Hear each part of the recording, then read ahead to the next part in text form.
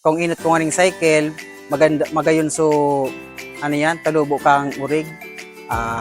Wala pa nga ni tulong bulan, nakadispose na ako. Sobra naman sindang 80, may nag 96 na nga ning kilo.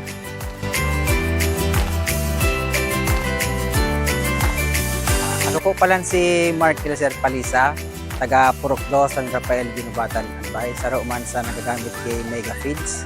Poon po ano yan, nasa duwang cycle na po ako, almost 7 months na ako nagagamit kay Mega Feeds. Base man sa experience ko, magayon man ang benepisyo kang Mega. Kung init ko nga ning cycle, magayon so ano yan, talubo kang urig. Wala pa nga ni tulong bulan, nakadispose na ako.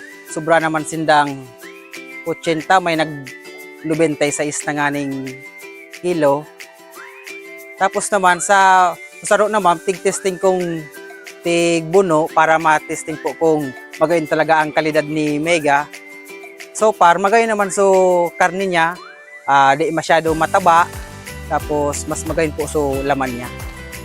Sako po, sa ang pinaka-benefits talagang ni Mega, ano yan lang, dakula talaga ang discount tinda compare sa previous na tigagamit kong feeds. Halos sagad talaga yung discount tinda. Saka yung technician niya, almost gusto na lang halos puro daw yaon sako para i-monitor so ano yan, kang urig kung kumusta man, kung talagang magayon talaga ang quality kang feeds tinda. Masabi ko lang kay Mega, maganda ang produkto ni Mega. Marirekomenda ko siya sa ibang mga hog grower.